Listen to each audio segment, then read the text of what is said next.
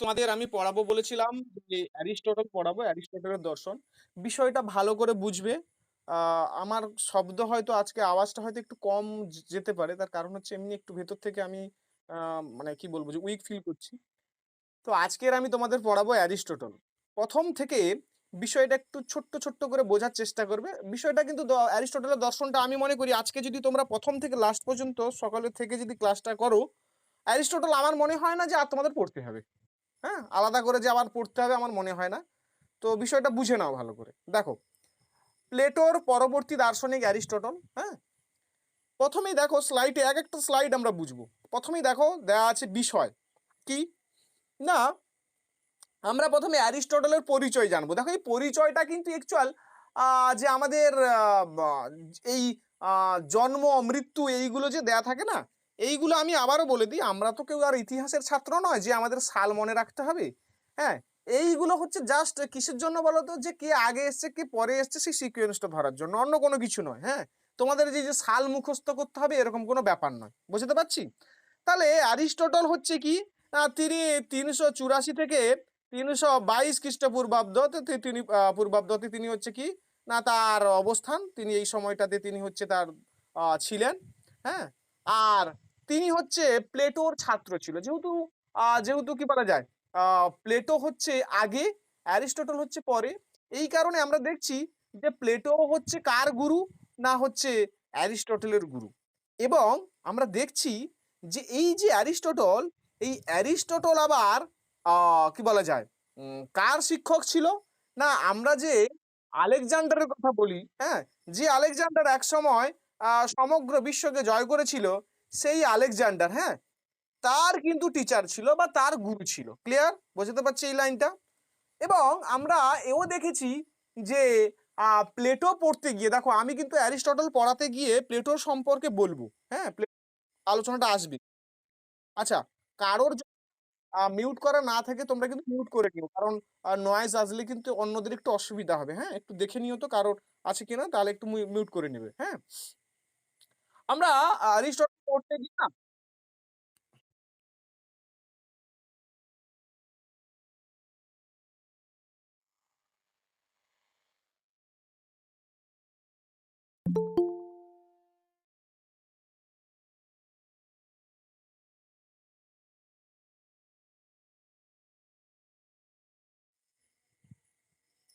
উত্তম তুমি শুনতে পাচ্ছো?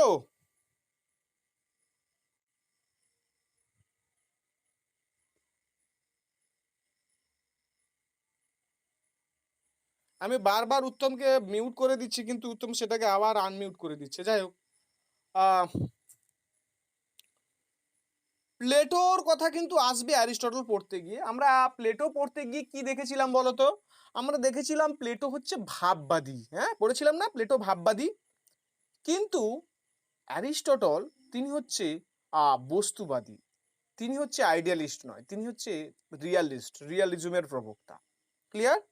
আর একটা বিষয়, প্লেটো একাডেমি প্রতিষ্ঠা করেছিল। আমরা পড়েছিলাম না, চার্টের মধ্যে দেখো লেখা আছে প্লেটো প্রতিষ্ঠা করেছিল একাডেমি। এবং সেই একাডেমিটা কিসের জন্য প্রতিষ্ঠা করেছিল বলতো?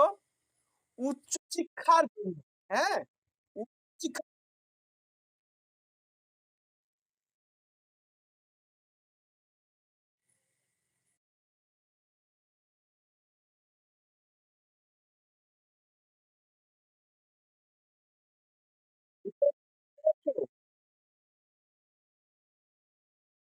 আচ্ছা, আপনি এক কাজ করুন, আপনার ইয়েটা মিউট করুন তো। আমি করছি, আপনি আবার আনমিউট করে দিচ্ছেন, কারণ আপনার শব্দ আসছে, মানে ওইখানে রাস্তাঘাটের শব্দ আসছে, তো এই কারণে ওটা আনমিউট করে রাখো।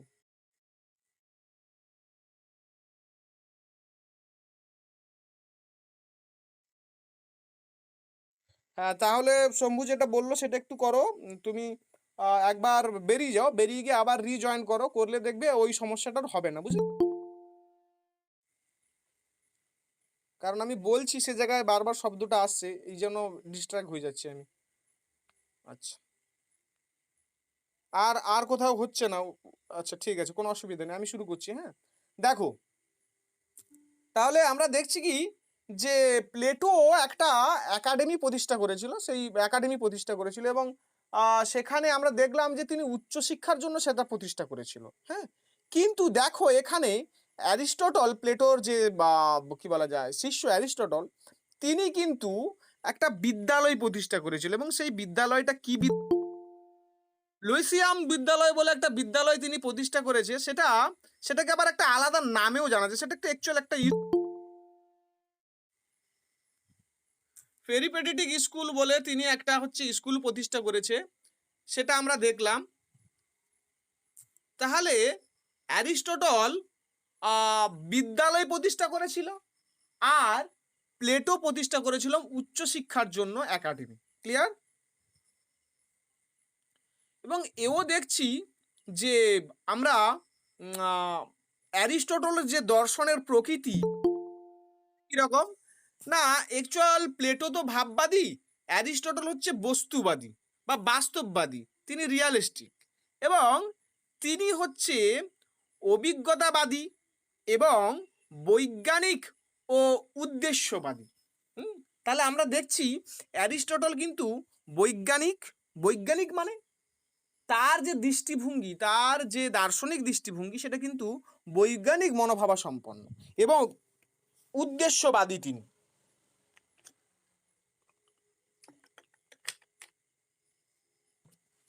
এবং তিনি বাস্তববাদী, অভিজ্ঞতাবাদী এবং বৈজ্ঞানিক ও উদ্দেশ্যবাদী হওয়ার কারণে তিনি কিন্তু ব্যক্তিকেই প্রকৃত বাস্তব বলে মনে করেন। ক্লিয়ার? আর ওইদিকে আমরা দেখেছিলাম প্লেটো হচ্ছে যেহেতু ভাববাদী, সেহেতু তিনি কিন্তু ব্যক্তিকে প্রকৃত বাস্তব মনে করতেন না। তিনি কাকে প্রকৃত বাস্তব বলতেন? না যেটা নিত্য, যেটা সদ্বিষয়ক, তিনি ধারণাকেই প্রকৃত বাস্তব বলে দাবি করেছিলেন। ক্লিয়ার? এবং দেখছি যে এই যে অ্যারিস্টটল, এই অ্যারিস্টটল হচ্ছে যুক্তিবিদ্যার জনক। অ্যারিস্টটল হচ্ছে যুক্তিবিদ্যার জনক। তিনি যুক্তিবিদ্যার ওপরে এক বান্ডিল হচ্ছে গ্রন্থ তিনি রচনা করেছেন। সেই গ্রন্থের সমষ্টিকে বলা হয় অর্গানন বলা হয়। এইটা কিন্তু তোমাদের আমি গ্রুপের মধ্যে প্রশ্ন জিজ্ঞাসা করেছিলাম যে অর্গানন এটা কার এবং এটার মধ্যে কোনটা ইনক্লুড, সেটা আমি তোমাদের প্রশ্ন গ্রুপের মধ্যে জিজ্ঞাসা করেছিলাম। তাহলে যুক্তিবিদ্যার জনককে, যুক্তিবিদ্যার জনক হচ্ছে অ্যারিস্টটল এবং তিনি এই যুক্তিবিদ্যার ওপর কি বলা যায় অনেকগুলো গ্রন্থটাকেই অর্গানান বলা হচ্ছে।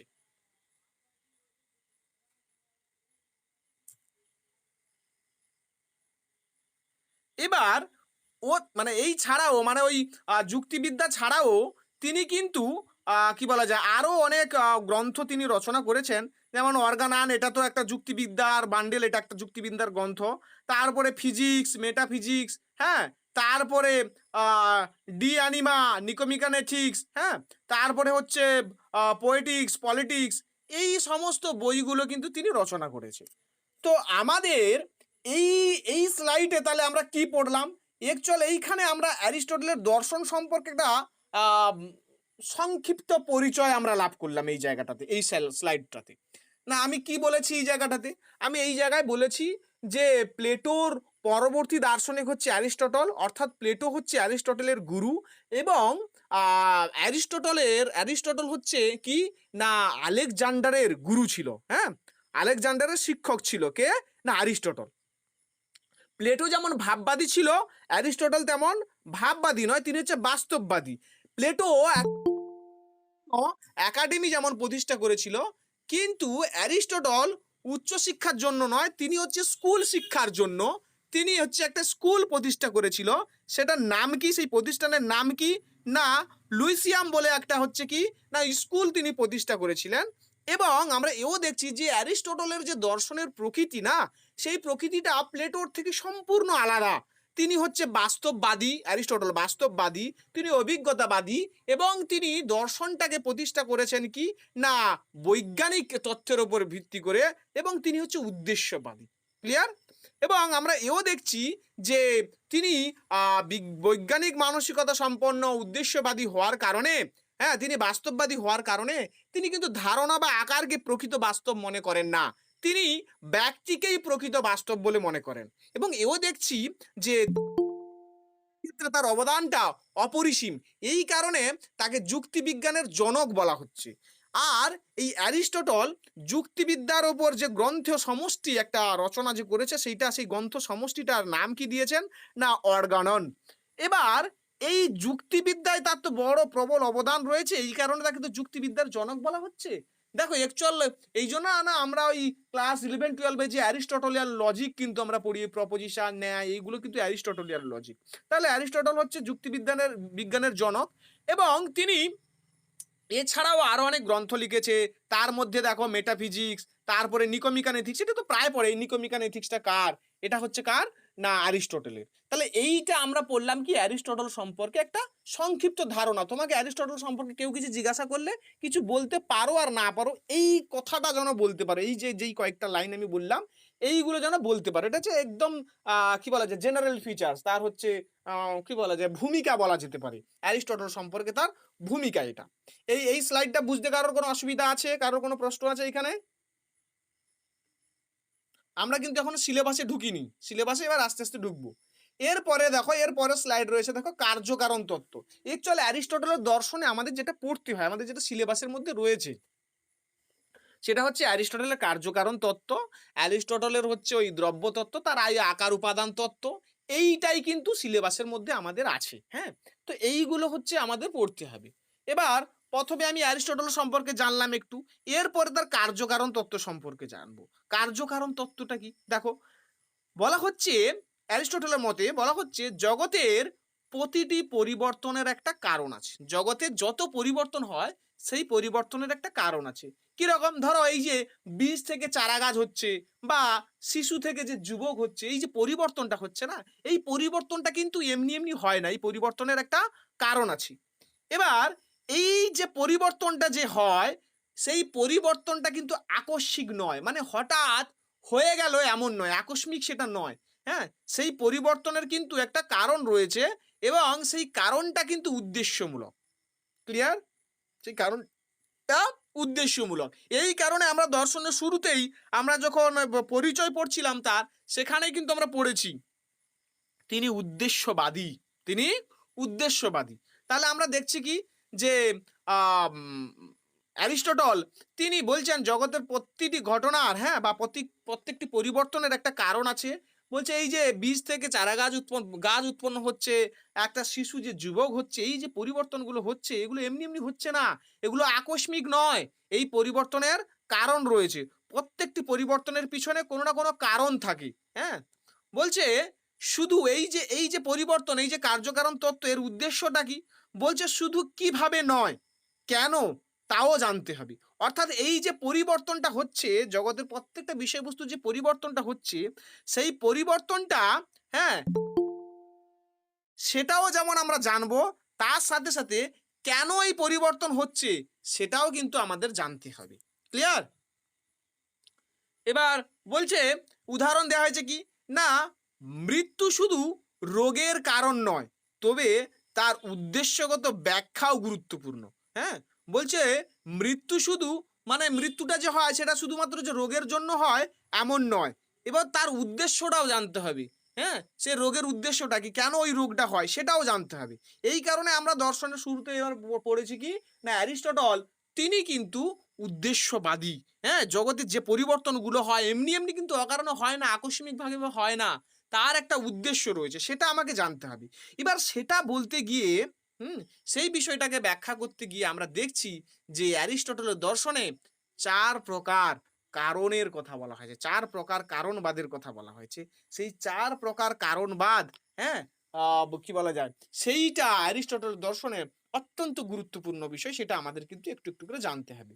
কি না তিনি যে 4 প্রকার কারণের কথা বলছেন, আমরা দেখো ন্যায় দর্শনে পড়েছি সমবায়ী কারণ, অসমবায়ী কারণ, নিমিত্ত কারণ, এইভাবে পড়েছি না? কিন্তু অ্যারিস্টটল কারণকে একটু অন্যভাবে তিনি ব্যাখ্যা করেছেন। তিনি বলছেন কি না কারণ হচ্ছে 4 প্রকার, একটা উপাদান কারণ, একটা নিমিত্ত কারণ, একটা আকারগত কারণ আর একটা পরম কারণ।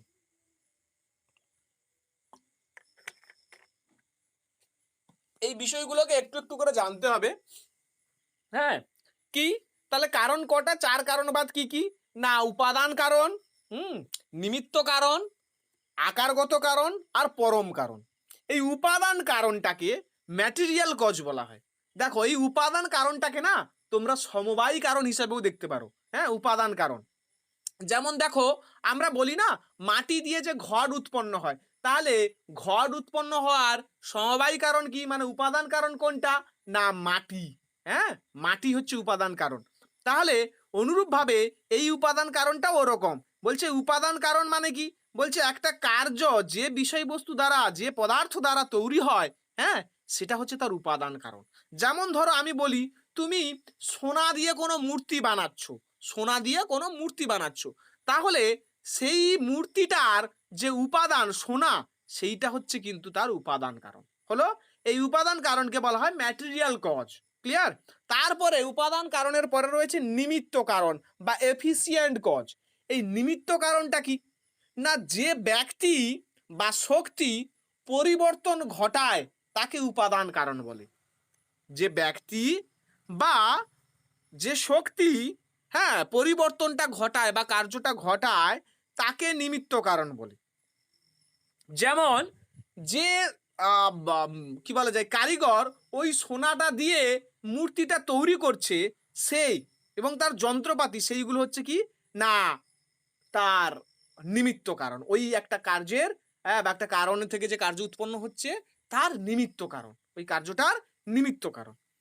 তাহলে আমরা দেখছি সোনা দিয়ে আমি একটা মূর্তি বানাচ্ছি, তাহলে সেই সোনাটা হলো, হ্যাঁ, এখানে আমি ব্রোঞ্জের উদাহরণ দিয়েছি, সেটা হলো কি না তার উপাদান কারণ, এবং যে তৈরি করছে এবং যে যন্ত্রপাতিগুলো যে তৈরি করছে সেইটা হচ্ছে কি তার নিমিত্ত কারণ। ক্লিয়ার? এবার আকারগত কারণ বা ফর্মাল কজটা কি? আকারগত কারণ বা ফর্মাল কজ বলছে বস্তুর রূপ বা ধারণা, বস্তুর রূপ বা ধারণা। ধরো আমি একটা যে মূর্তি বানাচ্ছি, হ্যাঁ, আমি সাপোজ ধরো আমি বিবেকানন্দের মূর্তি বানাচ্ছি, হুম, বা রবীন্দ্রনাথ ঠাকুরের মূর্তি বানাচ্ছি, তার ধারণাটাই হচ্ছে কি না আকারগত কারণ। এখানে বলা হচ্ছে দেখো ভাস্করের মনে থাকা রবীন্দ্রনাথের মূর্তির ধারণা, ধরো রবীন্দ্রনাথের মূর্তি বানাচ্ছে বা বিবেকানন্দের মূর্তি বানাচ্ছি, সেই ধারণাটা হচ্ছে কি না আকারগত কারণ। ক্লিয়ার? আর পরম কারণ বা ফাইনাল কজটা কি না যে উদ্দেশ্যে মূর্তিটা তৈরি করা হয়, যে উদ্দেশ্যে মূর্তিটা তৈরি করা হয় সেটাকে বলা হয় পরম কারণ বা ফাইনাল কজ। কি বলা হচ্ছে না স্মৃতি রক্ষা বা সৌন্দর্য বৃদ্ধির জন্য। স্মৃতি রক্ষা মানে যেমন ধরো আমাদের এখানে একটা আম্বেদকরের মূর্তি বানানো হবে আম্বেদকরের স্মৃতির উদ্দেশ্যে, বা আমাদের এখানে কেউ একজন মহান ব্যক্তি ছিল যে ধরো মারা গেছে, তাকে সকলের মনে স্মরণ করানোর জন্য একটা মূর্তি বানানো হচ্ছে। হ্যাঁ, তো সেইটা হচ্ছে তার উদ্দেশ্য, সেইটা হচ্ছে তার পরম কারণ। হ্যাঁ, এবং হতে পারে যে কেউ একটা মূর্তি তৈরি করছে, সে কত সুন্দর মূর্তি বানাতে পারে সৌন্দর্যটা দেখানোর জন্য বা বাড়ানোর জন্য সে হচ্ছে মূর্তিটা বানাচ্ছে, তাহলে সেইটা হবে তার পরম কারণ। আমি আবারও 4টা কারণ বলছি। তাহলে অ্যারিস্টটলকে 4 কারণবাদী বলা হয়। তিনি 4 প্রকার কারণ স্বীকার করে। সেই 4 প্রকার কারণ কি কি না material cause, efficient cause, formal cause আর ফাইনাল কজ। অর্থাৎ উপাদান কারণ, নিমিত্ত কারণ, আকারগত কারণ আর পরম কারণ। মানেটা কি? উপাদান কারণ হচ্ছে যে জিনিসটা দিয়ে তুমি বানাচ্ছ, যে জিনিসটা দিয়ে তুমি বানাচ্ছ সেইটা হচ্ছে উপাদান কারণ। আর কি নিমিত্ত কারণ কি? যে বানাচ্ছি আর যে যন্ত্রপাতিগুলো দিয়ে বানাচ্ছে সে হচ্ছে নিমিত্ত কারণ। আর আকারগত কারণ কি না যে মানে যে বানাচ্ছে সে তার মনের একটা আকার নিয়ে বা ধারণা নিয়ে বিষয়টাকে বানাচ্ছে, সেটা আকারগত কারণ। আর পরম কারণটা কি? মানে যে উদ্দেশ্য ওটা তৈরি করা হচ্ছে সেটা হচ্ছে পরম কারণ। সহজভাবে আরো বলি, ধরো তুমি একটা মাটি দিয়ে কলসি তৈরি করছো, তাহলে মাটিটা হচ্ছে উপাদান কারণ, আর তুমি যেহেতু ওই কলসিটা বানাচ্ছ, হ্যাঁ, তাহলে তুমি হলো নিমিত্ত কারণ। আর আকারগত কারণটা কি? তুমি ওই কলসিটাকে বিভিন্ন ডিজাইনের তুমি বানাতে পারো, তাই না? বিভিন্ন আকারে তুমি বানাতে পারো। সেই কলসিটাকে তুমি গোল আকৃতিও বানাতে পারো, ডিম্বাকৃতি তুমি বানাতে পারো, তুমি একটু লম্বা টাইপের বানাতে পারো। তো যে আকারটা তুমি তোমার মন থেকে তৈরি করছো সেই আকারটাই হচ্ছে কি না আকারগত কারণ। হ্যাঁ, আর পরম কারণটা কি না ওই কলসিটা যে তুমি তৈরি করছো, যে উদ্দেশ্য তৈরি করছো তোমার বাড়িতে ধরো জল নিয়ে আসার পাত্র নেই, তুমি নিয়ে আসার জন্য তুমি সেটাকে তৈরি করছো, সেটাই হচ্ছে পরম কারণ, হ্যাঁ, বা উদ্দেশ্যমূলক কারণ। বোঝাতে পারছি চারটা কারণ কি বুঝতে পারলে? এবার এইখানে দেখো আমি মানে কি বলা যায় উদাহরণ দেওয়া হয়েছে, দেখো কি না বাড়ি নির্মাণের মাধ্যমে চার কারণকে বোঝানো হচ্ছে। কি না উপাদান কারণ, কি না যে উপাদান দিয়ে বাড়ি তৈরি হচ্ছে, ইট উপাদান কারণ। আর নিমিত্ত কারণটাকে না যে বাড়িটা বানাচ্ছে সে হচ্ছে নিমিত্ত কারণ। কে বাড়িটা বানাচ্ছে, না যে রাজমিস্ত্রি বাড়িটা বানাচ্ছে সে হচ্ছে কি না নিমিত্ত কারণ। আর আকারগত কারণটা কি না বাড়ির যে নকশাটা ডিজাইনটা সেটা হচ্ছে কি না আকারগত কারণ। আর পরম কারণটা কি না বাড়িটা কেন বানানো হচ্ছে না বসবাসের উদ্দেশ্যে, সেখানে থাকার জন্য, হ্যাঁ, তো সেটা হচ্ছে কি পরম কারণ। বোঝাতে পারলাম এই চারটা কারণ আমি? এরপরে এরপরে যে আলোচনা রয়েছে সেটা হচ্ছে দেখো দ্রব্যতত্ত্ব। এই দ্রব্যতত্ত্বের আলোচনাটা কিন্তু একটু গুরুত্বপূর্ণ, হ্যাঁ, একটু গুরুত্বপূর্ণ দ্রব্যতত্ত্বের আলোচনাটা। তো সেটা তোমাদের জানতে হবে। প্লেটোর সঙ্গে তুলনা করেই আমি দ্রব্যতত্ত্বের আলোচনাটা বলবো। কেন? কারণ সেটা হলে কি হয় না তুমি সাইড বাই সাইড প্লেটোটাও জেনে যাবে, সেটাও একবার পড়া হয়ে যাবে। দেখো প্লেটো বলছে যে ধারণাই প্রকৃত দ্রব্য, ধারণাই প্রকৃত দ্রব্য। এবং তিনি ধারণাকে প্রকৃত দ্রব্য বলার পরে তিনি বলছেন যে আহ সামান্যটাই হচ্ছে কিন্তু ধারণা। কেন সামান্যটা ধারণা? কারণ সেটা নিত্য, সেটা শাশ্বত, সেটা অভ্রান্ত, সেটা সদ্বিষয়ক, হ্যাঁ। তো এই কারণে প্লেটো কিন্তু সামান্যকেই বাস্তব মনে করে। এবং তিনি এও বলেন এই যে ধারণা, এই যে সামান্য, সেটা কিন্তু এই জগতে অবস্থান করে না, একটা জগতে অবস্থান করে। এটা কে বলেছিল? এটা হচ্ছে প্লেটো বলেছিল। এবার আমরা পড়বো কি না অ্যারিস্টটল। আমরা আজকে কি পড়ছি? অ্যারিস্টটল। এই প্লেটোকে সমালোচনা করতে গিয়ে অ্যারিস্টটল বলছেন যে প্লেটো যে কথাটা বলেছে এটা কিন্তু একদম যুক্তিযুক্ত নয়, একদম ঠিক কথা নয়। না কেন ঠিক কথা নয়? না ধারণার জন্য একটা আলাদা জগৎ স্বীকার করতে হবে এবং সেই জগতে ধারণা থাকবে, আর আমরা হচ্ছে বিশেষের জগতে থাকবো, আর আমরা যারা বিশেষ তারা হচ্ছে ওই সামান্যের বা ধারণার অনুলিপি বা প্রতিলিপি বা নকল। এটা যেন ঠিক হজম হয় না। এই কারণে অ্যারিস্টটল তিনি বলছেন যে ব্যক্তি বা ইন্ডিভিজুয়াল হচ্ছে প্রকৃত দ্রব্য। তিনি ব্যক্তিকেই হচ্ছে প্রকৃত দ্রব্য বলছে। এবার ব্যক্তি মানে কি? ধরো আমি একজন ব্যক্তি, বলছে আমাকেই আমি হচ্ছে দ্রব্য। বলছে এই ব্যক্তিকে প্রকৃত দ্রব্য কেন বলছে? বলছে ব্যক্তি হচ্ছে এমন একটা সত্তা যে সত্তার মধ্যে সামান্য যেমন রয়েছে তার মধ্যে বিশেষও তেমন রয়েছে।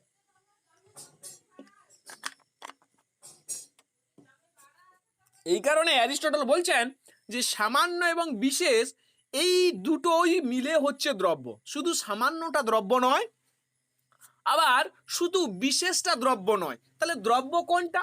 দ্রব্য হচ্ছে সামান্য প্লাস বিশেষ সমান দ্রব্য। এই কারণে ব্যক্তি যেহেতু সামান্য এবং বিশেষের সংমিশ্রণ, সেহেতু ব্যক্তি হচ্ছে প্রকৃত দ্রব্য। কিরকম? দেখো আমি একজন ব্যক্তি, আমি একজন ব্যক্তি, তো আমি একজন বিশেষ ব্যক্তি, আমি একজন বিশেষ লোক, আমি একজন ব্যক্তি, তোমরা সব একজন বিশেষ ব্যক্তি। দেখো তোমার মধ্যে তুমি মানুষ, তোমার মধ্যে মনুষ্যত্ব রয়েছে, তাহলে সেই মনুষ্যত্বটা কি? মনুষ্যত্বটা সামান্য না? আর তোমাকে আমি দেখতে পাচ্ছি চোখে, হ্যাঁ, তোমার জন্ম মৃত্যু রয়েছে, তাহলে সেইটা কি? সেটা বিশেষ, তাই না? তাহলে একজন ব্যক্তির মধ্যে, বিশেষ ব্যক্তির মধ্যে কি হয়? সামান্যও থাকে বিশেষও থাকে। এই কারণে সেটাই হচ্ছে দ্রব্য। আর অ্যারিস্টটল বলছেন যে ধারণা ও বস্তু, হ্যাঁ, ধারণা আর বস্তু মানে মানে সামান্য আর বিশেষ এই দুটো কি অবিচ্ছেদ্য, একটা থেকে আর একটা আলাদা করা যায় না। হ্যাঁ, যেমন প্লেটো বলছিল যে কি ধারণা একটা আলাদা জায়গায় থাকে, বিশেষ সেটা একটা আলাদা জায়গায় থাকে। দুটোর মধ্যে বা কি বলা যায় আসল এবং নকলের সম্পর্ক। কিন্তু এখানে অ্যারিস্টটল বলছেন যে ধারণা এবং বস্তুর মধ্যে অর্থাৎ সামান্য আর বিশেষের মধ্যে যে সম্পর্কটা সেটা অবিচ্ছেদ্য, সেটাকে কিন্তু একটাকে আরেকটা থেকে আলাদা করা যায় না। তাহলে এই যে দ্রব্যতত্ত্বে প্লেটো আর অ্যারিস্টটল কি বলেছে তোমরা বুঝতে পারলে? এরপরে দেখো সামান্য এবং বিশেষ সম্পর্কে, হ্যাঁ, জাস্ট সেটাকে উদাহরণের সাহায্যে বোঝানো হচ্ছে। সামান্যটা কি? এই যে মানুষের মধ্যে মনুষ্যত্ব থাকে সেটা সামান্য। আর বিশেষটা কি? না রাম, সাম, যদু, মধু এইগুলো হচ্ছে কি বিশেষ। আর দ্রব্য কি অ্যারিস্টটলের মতে? না ব্যক্তি মানুষ হচ্ছে দ্রব্য। ব্যক্তি মানুষ হচ্ছে দ্রব্য। কারণ তার মধ্যে সামান্যও রয়েছে, আবার তার মধ্যে বিশেষও রয়েছে। এইবার অ্যারিস্টটলের দর্শনে আমরা যে ৪ প্রকার কারণ পড়েছিলাম না? সেই ৪ প্রকার কারণের মধ্যে হ্যাঁ, এইখানে দেখবে যে আকারগত এবং উপাদানগত যে কারণ, আকারগত এবং উপাদানগত যে কারণ, তার আলোচনাটা কিন্তু খুব গুরুত্বপূর্ণ। অ্যারিস্টটল তার এই ৪ কারণটাকে কিন্তু পরবর্তীকালে এই দুটো কারণের মধ্যে রিডিউস করেছে। আকার আর উপাদানের মধ্যে, ফর্ম আর ম্যাটারের মধ্যে তিনি রিডিউস করেছেন। এবার এইখানে তোমাদের জানতে হবে আকারটা কি আর উপাদান কি? মানে ম্যাটার আর ফর্মটা কি সেটা কিন্তু তোমাদের জানতে হবে। এইখান থেকেও কিন্তু প্রশ্ন আসে, এটাও গুরুত্বপূর্ণ জায়গা একটা। দেখো অ্যারিস্টটলের মত অনুসারে উপাদানকে তিনি বলেছেন যে পোটেনশিয়ালিটি। উপাদানকে তিনি কি বলছেন? না পোটেনশিয়ালিটি বা সম্ভাবনা। কেন তিনি হচ্ছে উপাদানকে সম্ভাবনা বলেছে? বলছে উপাদানের মধ্যে না একটা সম্ভাবনা রয়েছে একটা বিষয়বস্তু হয়ে ওঠার। হ্যাঁ, আর আকারটা কি? বলছে আকারটা হচ্ছে বাস্তবতা বা অ্যাকচুয়ালিটি। তোমাদের বোঝাতে পারছি যে কোনটা সম্ভাবনা আর কোনটা হচ্ছে বাস্তবতা। তিনি তাহলে উপাদানকে কি বলছেন? উপাদানকে বলছে সম্ভাবনা। আর আকারটাকে কি বলছে? বাস্তবতা। না কেন বলেছে এই কথাটা? না দেখো, ধর আমি সাপোজ যদি কাদা, মাটি, হ্যাঁ মাটি, সে মাটির মধ্যে অনেক কিছু হয়ে ওঠার সম্ভাবনা রয়েছে। তুমি সেটা দিয়ে বাসন আসবাবপত্র বানাতে পারো, তুমি সেটা দিয়ে বাড়ি বানাতে পারো, তুমি সেটা দিয়ে যা ইচ্ছা মানে যেটা তোমার মন চায় তুমি সেটা বানাতে পারো। মানে তার মধ্যে অনেক কিছু হয়ে ওঠার সম্ভাবনা তার মধ্যে রয়েছে। আর আকার মানে যেটা তুমি করে ফেলেছো, তাহলে সেটা কি? বাস্তবতা। তাহলে আমরা দেখছি উপাদান হচ্ছে সম্ভাবনা আর আকার হচ্ছে বাস্তবতা। এবার এই উপাদান, হ্যাঁ, এই উপাদান হচ্ছে কি? না একটা বিশেষের দিক। উপাদান হচ্ছে কি? না বিশেষের দিক। আর এটা হচ্ছে কি? না একা অস্তিত্বহীন। আর এই উপাদান হচ্ছে কি? না আকার গ্রহণের ক্ষমতা রাখে। এই উপাদান কি? না আকার গ্রহণের একটা ক্ষমতা রাখে। আর অপরদিকে আকার কি? না আকার হচ্ছে বাস্তবতা। আর আকারটা হচ্ছে সামান্য। এবং এই আকারটা একা হচ্ছে কি? না অস্তিত্বহীন। এবং এই যে উপাদান, এই উপাদানকে বাস্তব রূপ দেয়। মানে আকারটা হচ্ছে কি? না উপাদানকে বাস্তব রূপ দেয়। তাহলে আমরা দেখলাম যে উপাদানটা হচ্ছে অ্যাকচুয়াল সম্ভাবনা, আকার হচ্ছে বাস্তবতা, উপাদান হচ্ছে কি? না বিশেষের দিক, আর আকার হলো কি? সামান্যের দিক। আর আকার গ্রহণের ক্ষমতা রাখে, আর উপাদানকে বাস্তবকে না আকার। তাহলে আমরা দেখব যে অ্যারিস্টটলের মত অনুসারে দ্রব্য তাহলে কি? আকার প্লাস উপাদান। সেই কিন্তু একই গল্প। কি একই গল্প বলতো? আমরা দ্রব্যতত্ত্ব পড়তে গিয়ে বলেছিলাম না যে দ্রব্য হলো সামান্য এবং বিশেষের সমন্বয়। দেখো সেখানে এই কথাটাই কিন্তু বলা হচ্ছে। সামান্য কোনটা? সামান্য হচ্ছে আকার, হ্যাঁ? আর বিশেষ কোনটা? বিশেষ হচ্ছে কি? না তার উপাদানটা। তাহলে বিশেষ হচ্ছে উপাদান, আর সামান্য কোনটা? আকার। তাহলে সেই কথাটাকেই ঘুরিয়ে বলছে যে দ্রব্য সমান কি? আকার প্লাস উপাদান। আকার হচ্ছে সামান্য, উপাদান হচ্ছে বিশেষ। তাহলে দ্রব্য সামান্য এবং বিশেষের সমন্বয়। এই আকার উপাদানে তাহলে এটাই বলা হচ্ছে। আকারটাকে তিনি বলছেন বাস্তবতা, উপাদানটাকে তিনি বলছেন সম্ভাবনা। এবং এই সম্ভাবনা এবং বাস্তবতা সেটাকে উদাহরণের মাধ্যমে বলা হয়েছে। কি উদাহরণের মাধ্যমে? দেখো বলছে বীজ, একটা বীজ, হ্যাঁ, একটা বীজের মধ্যে একটা পূর্ণ বৃক্ষ হওয়ার সম্ভাবনা রয়েছে। হ্যাঁ, সেটা হচ্ছে কি? একটা বীজের মধ্যে বীজটা হচ্ছে কি? সম্ভাবনা। আর বাস্তবতাটা কি? না পূর্ণ বৃক্ষ। একটা পূর্ণ বৃক্ষ হচ্ছে তার বাস্তবতা। আবার সম্ভাবনাটা কি? না কাঁচা মাটি, মাটিটা হচ্ছে সম্ভাবনা। এবং কি? হাঁড়ি, মাটি থেকে আমি কলসি তৈরি করছি, হাঁড়ি তৈরি করছি, সেটা কি? সেটা বাস্তবতা। আবার পাথর, পাথরটা হচ্ছে কি? না সম্ভাবনা। সেখান থেকে যে আমি মূর্তিটা বানাচ্ছি সেটা হচ্ছে বাস্তবতা। বাস্তবতা মানে বাবু সেটা হচ্ছে আকার। ক্লিয়ার? আর লোহা, লোহাটা কি? লোহাটা হচ্ছে সম্ভাবনা। আর বাস্তবতা কি? লোহা দিয়ে আমি যেটা তৈরি করছি, সে তলোয়ার তৈরি করি বা কোনো আসবাবপত্র যাই তৈরি করি না কেন, সেটা হচ্ছে বাস্তবতা।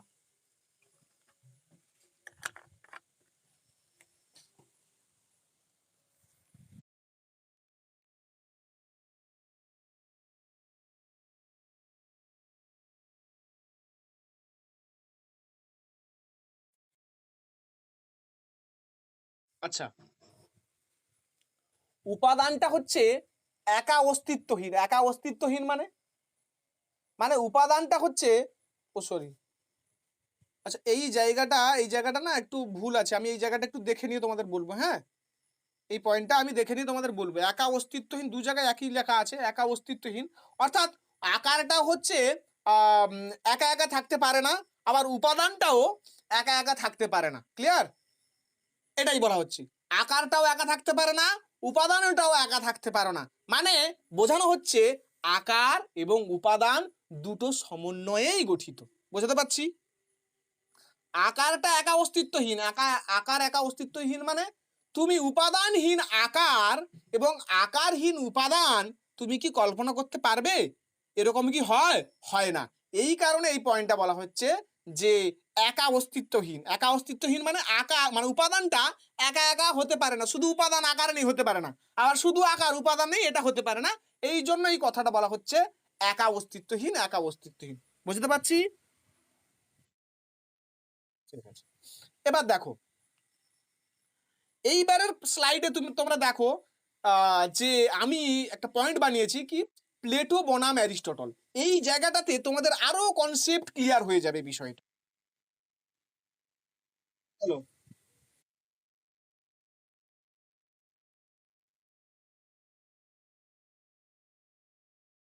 আকারহীন দেখো, হ্যাঁ তুমি কল্পনা করছো, শোনো তুমি কল্পনা করছো।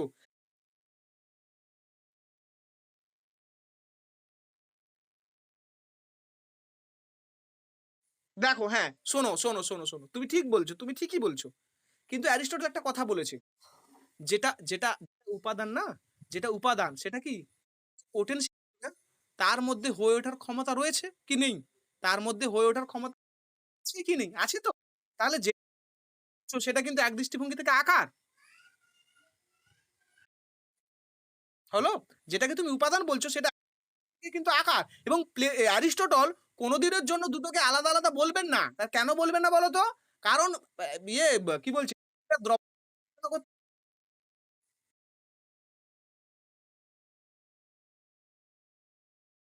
একদম, একদম ওটা থেকেই ঠিক, ঠিক ধরেছো ওটা। হুম, আচ্ছা। এইবার দেখো, এরপরে যে পয়েন্টটা রয়েছে প্লেটো এবং অ্যারিস্টটল, হ্যাঁ? সেইটা এই স্লাইডটা তোমরা কিন্তু যদি বিষয়টা বোঝো তাহলে কিন্তু কনসেপ্ট তোমাদের ক্লিয়ার হয়ে যাবে। কিরকম বলো তো? দেখো, স্লাইডে তুমি একটু লক্ষ্য করো লেখা আছে যে দর্শনের ধারণা। প্লেটো কি? প্লেটো হচ্ছে ভাববাদী, আইডিয়ালিস্ট। আর অ্যারিস্টটল? অ্যারিস্টটল হচ্ছে বাস্তববাদী। ক্লিয়ার? আর প্লেটো হচ্ছে কি বাস্তব কাকে বলেছে? কাকে বাস্তব বলেছে? ধারণাকে। আর অ্যারিস্টটল কাকে বাস্তব বলেছে? ব্যক্তিকে। জগৎ সম্পর্কে প্লেটো কি বলছে? যে তিনি দুটি জগতের কথা বলছে, একটা ধারণার জগৎ, একটা ইন্দ্রিয় গ্রাহ্য জগৎ। আর অ্যারিস্টটল কোন জগতের কথা বলছে? না একটি জগতের কথা বলছে, সেটা হচ্ছে বাস্তব জগৎ। ক্লিয়ার? এবং প্লেটো তিনি জ্ঞানের উৎস হিসাবে স্বীকার করেছে কাকে? কেবল বুদ্ধি কি। আর অ্যারিস্টটল বুদ্ধি প্লাস অভিজ্ঞতাকে, দুটো কি। হুম, কারণ আমরা ইন্ট্রোতে একদম প্রথমেই পড়েছি কিন্তু তিনি অভিজ্ঞতাকেও মানে একদম ইন্ট্রোতে বলেছিলাম তোমাদের। তারপরে প্লেটো দ্রব্য সম্পর্কে কি বলছে? না ধারণাকেই দ্রব্য বলছে। আর অ্যারিস্টটল ব্যক্তিকে দ্রব্য বলছে। যে ব্যক্তি হচ্ছে সামান্য এবং বিশেষের সমন্বয়। আবার প্লেটো প্লেটো যে কিনা পরিবর্তন, হ্যাঁ, সেই পরিবর্তনের গুরুত্বটাকে কিন্তু তিনি বেশি দেয়নি। পরিবর্তনের গুরুত্বটা কম। এবং অ্যারিস্টটলের দর্শনে এই পরিবর্তনের গুরুত্ব হচ্ছে, পরিবর্তন হচ্ছে অত্যন্ত গুরুত্বপূর্ণ। এবং সেই পরিবর্তনটা কেমন বলতো? পরিবর্তনটা হচ্ছে উদ্দেশ্যমুখী। তার ৪ কারণবাদ পড়তে গিয়ে আমরা দেখেছি। এবং তিনি বলছেন না যে জগতে যে সবকিছু পরিবর্তনশীল, সেটা এমনি এমনি পরিবর্তনশীল মানে নয়, তার প্রত্যেকে একটা কারণ রয়েছে। সেই পরিবর্তনের একটা কারণ রয়েছে, সেটা কিন্তু আকস্মিক আকস্মিক নয়। আর কার্যকারণ বিষয়ে দেখো, প্লেটো কিন্তু আহ তার কার্যকারণ বিষয়ে কোনো আলোচনা করেনি, আলোচনা নেই প্লেটোর দর্শনে আমরা পাই না। কিন্তু অ্যারিস্টটলের দর্শনে কার্যকারণ সম্পর্কে আমরা ৪টা কারণের আলোচনা পাই। ক্লিয়ার? আর উদ্দেশ্যবাদ সম্পর্কে আমরা দেখছি যে প্লেটোর উদ্দেশ্যবাদটা কিন্তু সীমিত, সেখানে এত বেশি আমরা আলোচনা পাই না, নেই বললেই চলে। কিন্তু অ্যারিস্টটলের যে উদ্দেশ্যবাদ সেটা হচ্ছে সর্বত্রে উদ্দেশ্য বিদ্যমান, মানে জগতে এমন কোনো জিনিস বা ঘটনা নেই যার পিছনে কোনো উদ্দেশ্য নেই। ক্লিয়ার?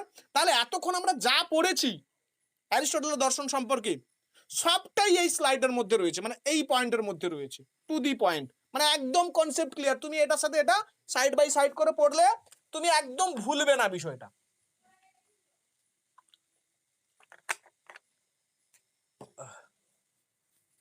এরপরে দেখো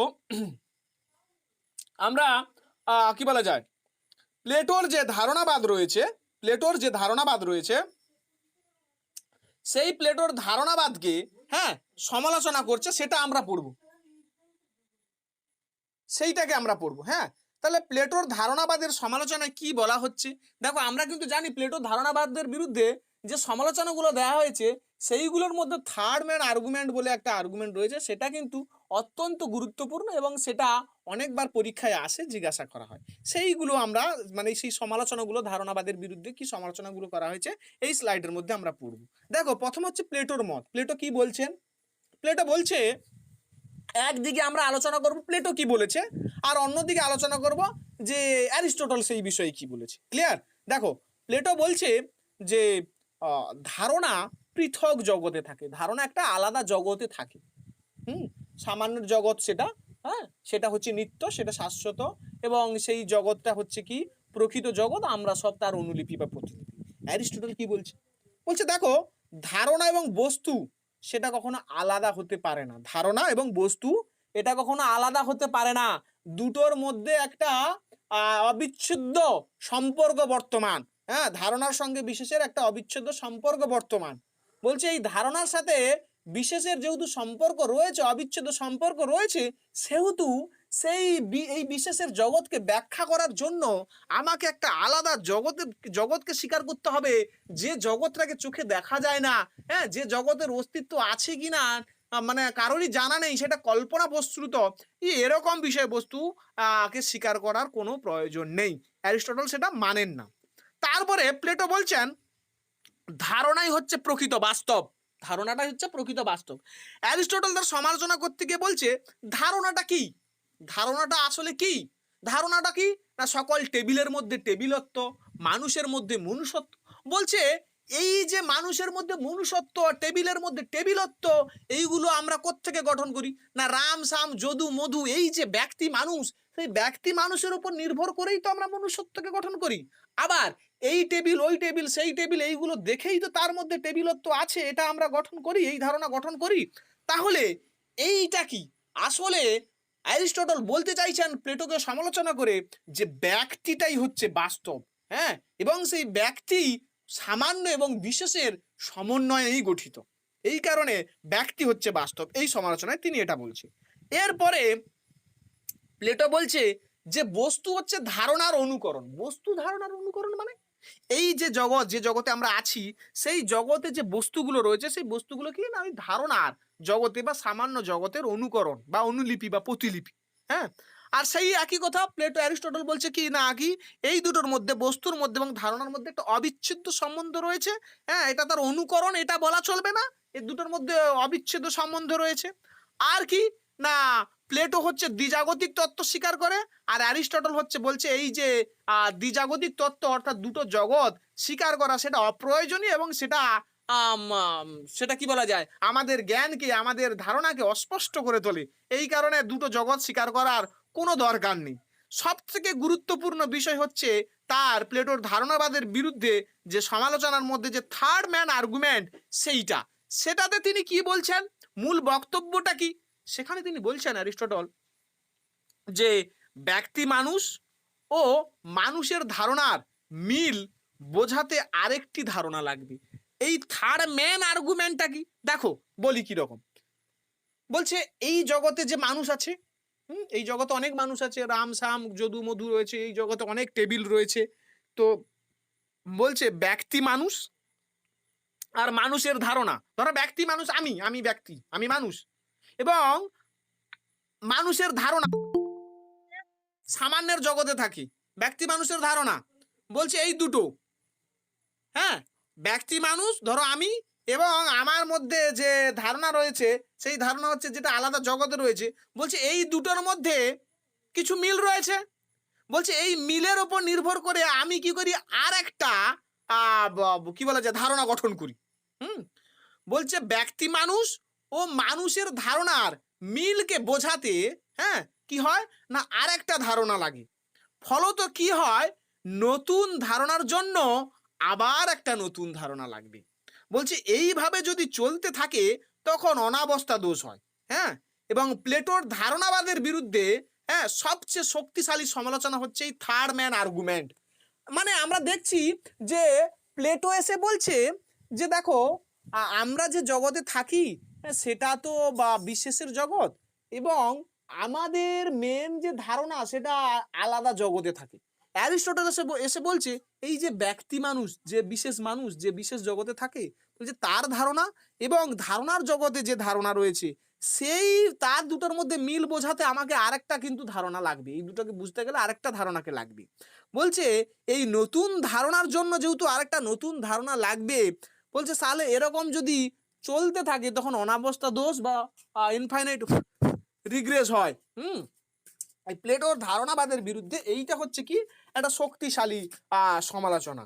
এই বিষয়ে রাসেল মন্তব্য করে বলছেন যে থার্ড ম্যান আর্গুমেন্ট হচ্ছে প্লেটোর ধারণাবাদের বিরুদ্ধে সব থেকে কি বলা যায় শক্তিশালী একটা সমালোচনা। হ্যাঁ, যদি হচ্ছে এই প্রশ্নটা নেট এক্সামে কয়েকবার এসছেও বটে। কে বলেন যে থার্ড ম্যান আর্গুমেন্ট হচ্ছে প্লেটোর ধারণাবাদের বিরুদ্ধে সবচেয়ে শক্তিশালী সমালোচনা?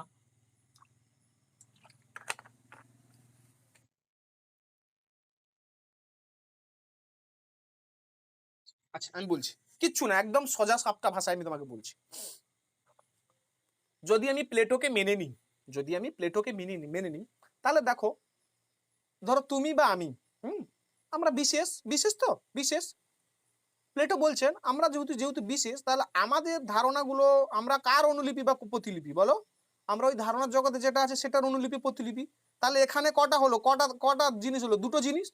অ্যারিস্টটল বলছে ধরো ধরো আমাকে কারো ধারণা গঠন করতে হবে, আমাকে কোনো ব্যক্তির ধারণা গঠন করতে হবে। তাহলে ধারণা গঠন করতে হলে কি করতে হবে? তাহলে এই যে ব্যক্তি মানুষ আর ধারণার জগতে যে যে ধারণা রয়েছে সেই দুটোকে মিলিয়ে আমাদের মন কি করে আরেকটা নতুন ধারণার সৃষ্টি করে। হলো? তাহলে এইভাবে যদি চলতে থাকে দুটো ধারণার উপর নির্ভর করে আমার মনকে আবার একটা নতুন ধারণা সৃষ্টি করতে হয়। বলছে এইভাবে যদি চলতে থাকে তখন অনাবস্থা দোষ হয়। বিষয়টা বুঝতে পারছো কি পারোনি? মানে এই যে বিশেষ মানুষ আমি বা তুমি বিশেষ মানুষ, আমাদের ধারণাটা প্রকৃত ধারণা রয়েছে একটা আলাদা জগতি। তাহলে আলাদা জগতে সেই ধারণা আর এই জগতে যে ধারণা রয়েছে এই ধারণা। এই দুটো ধারণাকে মিলিয়ে আমার মন আরেকটা ধারণা সৃষ্টি করে। সেইটাই হচ্ছে থার্ড ম্যান। মানে ধরো আমি হচ্ছে ফার্স্ট ম্যান, ধারণা জগতে যেটা রয়েছে সেটা সেকেন্ড ম্যান, এই দুটোকে মিলিয়ে আমি যেটা গঠন করছি সেটা থার্ড ম্যান। ক্লিয়ার? হুম। তো বার্টল রাসেল বলছেন যে থার্ড ম্যান আর্গুমেন্টটা হচ্ছে কি, এটা হচ্ছে ধারণাবাদের বিরুদ্ধে সবথেকে জোরালো সমালোচনা। এইবার কিন্তু আমাদের প্রায় শেষের পথে অ্যারিস্টটল। অ্যারিস্টটলে আর যে তখন এখানে আরেকটা পয়েন্ট আমি অ্যাড করেছি একদম কি বলা যায় একবারে এক ঝলকে তোমরা হচ্ছে বিষয়টাকে বুঝতে পারবে জানতে পারবে। সেটা কি না প্লেটো অ্যারিস্টটল হচ্ছে রিয়ালিস্টিক আর প্লেটো হচ্ছে কি আইডিয়ালিস্টিক। আর সাবস্ট্যান্স বিষয়ে আমরা দেখছি যে অ্যারিস্টটল কি না ইন্ডিভিজুয়ালকে তিনি হচ্ছে আহ কি বলা যায় সাবস্ট্যান্স বলছেন, আর তিনি ফর্মকে তিনি বলছেন অ্যাকচুয়ালিটি। হ্যাঁ, অ্যাকচুয়ালিটি এবং হচ্ছে তিনি ম্যাটারকে বলছেন তিনি কি না পোটেনশিয়ালিটি। আর তিনি বলছেন যেটা যেটা হচ্ছে ম্যাটেরিয়াল কজ সেটা হচ্ছে পদার্থ, যেটা এফিসিয়েন্ট কজ সেটা কি না কর্তা যে হচ্ছে তৈরি করছে আর যে পরিবর্তনকারী সে। আর ফর্মাল কজটা কি ধারণা বা রূপ। আর ফাইনাল কজটা কি না উদ্দেশ্য। আর তার হচ্ছে এই যে চার কারণবাদ, হ্যাঁ, সেই চার কারণবাদটাই হচ্ছে কি তার মাধ্যমে তিনি জগতের সমস্ত কিছুকে ব্যাখ্যা করেছেন। তিনি হচ্ছে তার হচ্ছে ধারণাবাদকে খণ্ডন করতে গিয়ে কি না আমরা দেখছি প্লেটোর ধারণাবাদকে খণ্ডন করতে গিয়ে তিনি যে থার্ড ম্যান আর্গুমেন্ট দিয়েছেন সেখানে তিনি বলছেন সেটা ইনফাইনাইট রিগ্রেস হয়। এবং অ্যারিস্টটল তিনি হচ্ছে একটা বিদ্যালয় প্রতিষ্ঠা করেছেন, সেই বিদ্যালয়ের নাম কি না লয়েসিয়াম বলে একটা তিনি বিদ্যালয় প্রতিষ্ঠা করেছেন। এবং তিনি হচ্ছে যুক্তিবিজ্ঞানের প্রতিষ্ঠাতা। হ্যাঁ, যুক্তিবিদ্যার জনক। তিনি যুক্তিবিদ্যার উপরে একটা হচ্ছে কি গ্রন্থ সমষ্টি রচনা করেছে সেটাকে অর্গানান বলা হয়। এবং তিনি জগৎকে ব্যাখ্যা করতে গিয়ে, কার্যকারণ তত্ত্ব ব্যাখ্যা করতে গিয়ে, জগৎকে ব্যাখ্যা করতে গিয়ে তিনি বলছেন এই জগৎ হচ্ছে উদ্দেশ্যমুখী। সেটাকে ব্যাখ্যা করতে গিয়ে তিনি বলছেন যে টেলোলজিক্যাল থিওরি বা উদ্দেশ্যমূলক বা উদ্দেশ্যবাদের কথা তিনি বলছেন যে জগতে কোনো কিছু এমনি এমনি ঘটে না, প্রত্যেক ঘটনা বা প্রত্যেক পরিবর্তনের পিছনে একটা কারণ রয়েছে এবং সেই পরিবর্তনটা কি না উদ্দেশ্যমূলক। সেই পরিবর্তনটা কি না উদ্দেশ্যমূলক। এবার তারপরে দেখো একই কথা, সেই কথাগুলো আবার ঘুরিয়ে ঘুরিয়ে আমি বলেছি যে যুক্তিবিদ্যার জনককে না অ্যারিস্টটল। অর্গানান কি না যুক্তিবিদ্যার গ্রন্থ সমষ্টিকে অর্গানান বলা হয়। দ্রব্য কি, দ্রব্য হচ্ছে সামান্য বিশেষের সমন্বিত ব্যক্তি। ম্যাটার কি, ম্যাটার হচ্ছে তার মত অনুসারে সম্ভাবনা বা পোটেনশিয়ালিটি। আর তারপরে বলেছি ফর্ম কি, ফর্ম হচ্ছে কি না বাস্তবতা বা অ্যাকচুয়ালিটি। আর তিনি হচ্ছে কতগুলো কারণ স্বীকার করে, তিনি 4টি কারণ স্বীকার করে। তারপরে থার্ড ম্যান আর্গুমেন্ট হচ্ছে কার বিরুদ্ধে না প্লেটোর ধারণাবাদের বিরুদ্ধে। এবং তিনি হচ্ছে ধারণাবাদের বিরুদ্ধে হচ্ছে কি না যে যুক্তি দিয়েছেন যে থার্ড ম্যান আর্গুমেন্ট কি হয় না সেখানে না অনাবস্থা দোষ হয়, ইনফাইনাইট রিগ্রেস, অনাবস্থা দোষ হয়। হ্যাঁ, এবং অ্যারিস্টটলের দর্শনের মেন ভিত্তি হচ্ছে তার কার্যকারণ তত্ত্ব এবং দ্রব্য তত্ত্ব, এবং এটাই হচ্ছে তোমাদের এসএলএস সিলেবাসের মধ্যে রয়েছে। হুম, সম্পূর্ণ অ্যারিস্টটল কমপ্লিট। এইটা পড়লে আশা করা যায় যে অ্যারিস্টটল সম্পর্কে আর তোমাদের অতিরিক্ত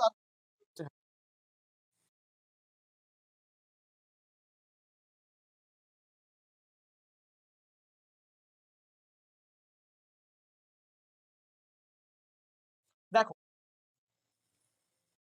জগতের উপাদান কারণ, জগতের নিমিত্ত কারণ, তারপরে বা জগতের কি বলা যায়, যেরকম আমি বলি ন্যায় বৈশেষিক দর্শনে যেরকম করে তিনি জগতের কারণটাকে ব্যাখ্যা করেছেন যে উপাদান কারণ হচ্ছে পরমাণু, নিমিত্ত কারণ হচ্ছে ঈশ্বর। হ্যাঁ, যেভাবে তিনি ব্যাখ্যা করেছেন সেই ব্যাখ্যা কিন্তু অ্যারিস্টটল ওইভাবে তিনি কিন্তু তার ব্যাখ্যা দেননি। হুম, তার দর্শনে ওইভাবে কিন্তু মানে আমি পড়িনি এইভাবে। যেহেতু তোমাদের এই সিলেবাসে যেটা যেটুকু রয়েছে সেই সিলেবাস অনুসারে আমি কিন্তু ওই ব্যাখ্যাটা আমি পড়িনি যে যে জায়গায় তিনি এই জগতের ব্যাখ্যাটাকে এইভাবে দিয়েছে।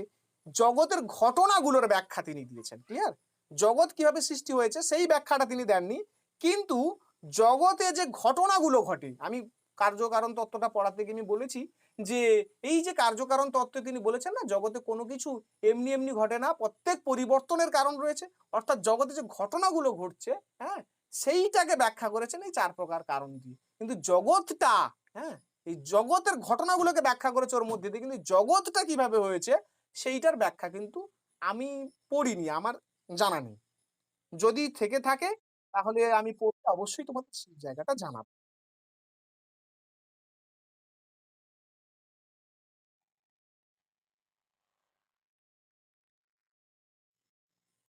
দেখো তুমি ঈশ্বর সম্পর্কে না তোমরা হচ্ছে অ্যারিস্টটলে একটা জায়গা তোমরা পড়বে যে সেইখানে তিনি ঈশ্বর সম্পর্কে কিন্তু বলছেন আনমুভড মুভারের কথা।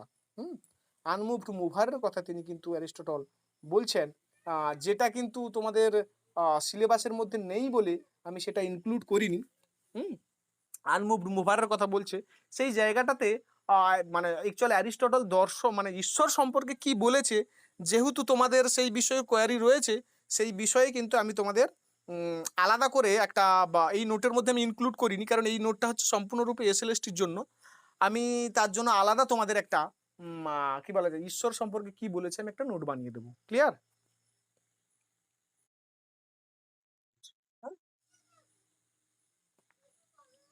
অর্থাৎ তিনি ওই জগতের কারণ রূপে ওই ঈশ্বরের কথা বলতে গিয়ে তিনি ওই আনমুভড মুভারের কথা বলেছে। যে জায়গাটা নেট এক্সামের সিলেবাসে রয়েছে বলে ওখানে কিন্তু প্রশ্ন এসছে কয়েকবার, ক্লিয়ার। কিন্তু সেটা বা তোমাদের এসএলএসটি সিলেবাসের মধ্যে কেবলমাত্র ওই তার 4 কারণ তত্ত্ব এবং ওই দ্রব্য তত্ত্বটা রয়েছে। সেই কারণে কিন্তু আমি নোটসের মধ্যে ইনক্লুড করিনি, কিন্তু আমি তোমার যেহেতু প্রশ্ন রয়েছে আমি এই জায়গাটা তোমাদের নোটস বানিয়ে দেবো। হ্যাঁ,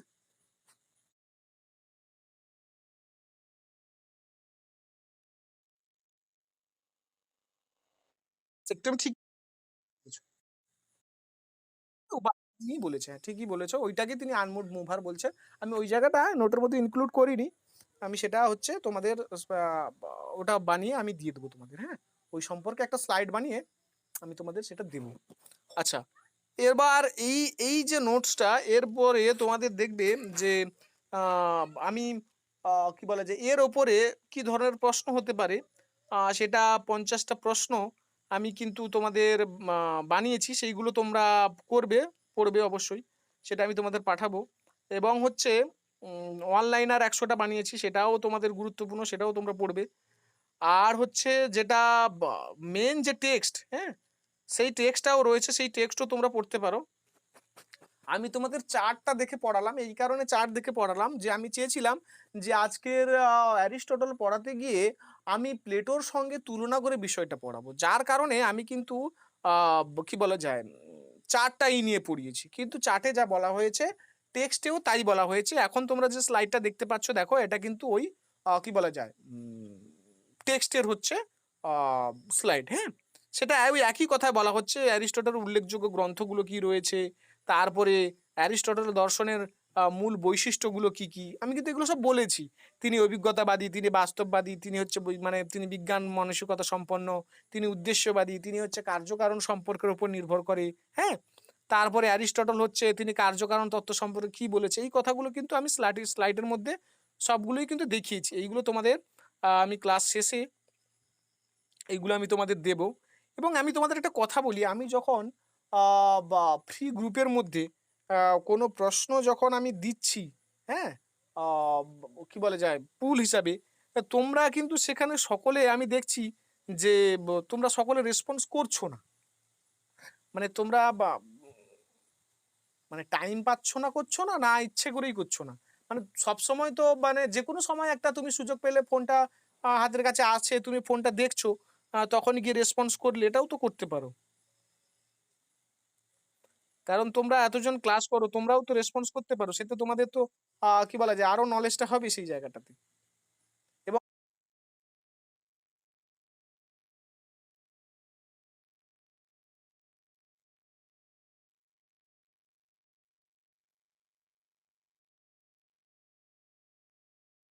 হুম, হ্যাঁ, সেটা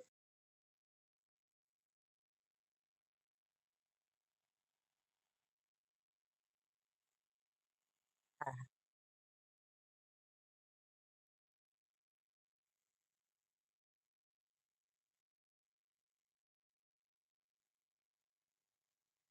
হ্যাঁ, ঠিক বলেছ। অ্যাকচুয়ালি এই প্রশ্নটা দিয়েছিলাম এই যেহেতু ধরো আমি তোমাদের নোট বানাচ্ছি তো, তো বানাতে গিয়ে ধরো তো আমাকে নোটসটা বানাতে হয়। তো বা সেই কাজ করতে, করতে ধরো কিছু তৈরি হলো। যখন হয়ে যায় তখন হচ্ছে তাদেরও দেয়া হয় আরকি ফ্রি গ্রুপে। হ্যাঁ? অন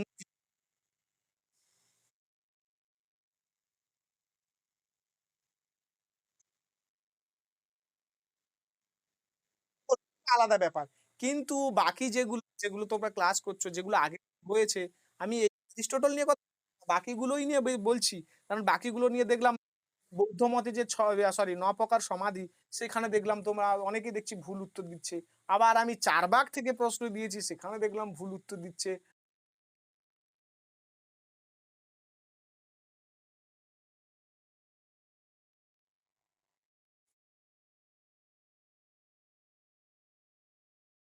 হুম। না আমি একটা তোমাদের কথা বলি। যাই হোক, আমি স্লাইডটা কি বলা যায়? আ আমি যে ধরো তোমাদের এমনি গ্রুপে দিচ্ছি না, ফ্রি গ্রুপে দিচ্ছি বলে না বারবার একই প্রশ্ন তোমাদের ওখানেও দেব কেন? এই কারণে কিন্তু আমি কি বলা যায়? ওই ফ্রি গ্রুপেই দিচ্ছি। বলছি তোমাদের ওই যে প্রশ্নগুলো আমি দিচ্ছি, তোমাদের আ কি মনে হয় যে এরকম দিলে তোমাদের সুবিধা হচ্ছে? মানে এরকম দেওয়াটা উচিত না দেব না?